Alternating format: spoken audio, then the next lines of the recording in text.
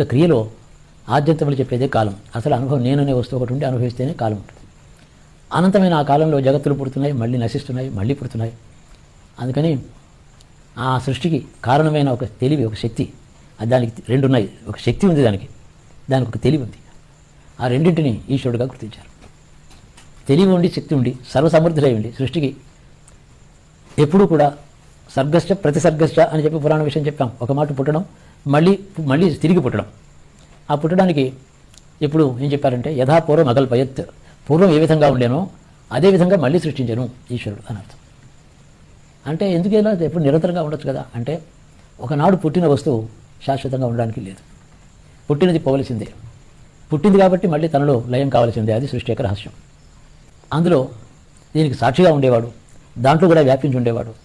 అందులో ఉండేటటువంటి మానవ కోటి, జీవకోటిని వాళ్ళకి మనసు, బుద్ధి, చిత్తము, అహంకారం ఇవన్నీ వాళ్ళకి ప్రసాదించి వాటిని వాళ్ళు ఎట్లా వాడుకుంటున్నారో చూసి తగినటువంటి బుద్ధిని వాళ్ళకి వివేకాన్ని ఇచ్చి, వాళ్ళకి ఊర్ధలోక జ్ఞానాన్ని ఇచ్చి, తపస్సులు చేయించి, వైరాగ్యం చూపించి, చివరికి తనలో కలుపుకోవడం. ఈ క్రమశిక్షణ అంతా కూడా జీవకోటికి తన పర్యవేక్షణ చేసేటటువంటి వాడు, రక్షకుడు అయినటువంటి ఒక శక్తి ఉంది. దాన్ని ఈశ్వరుడు అన్నారు. ఇవి స్థూలంగా చెప్తున్నాను.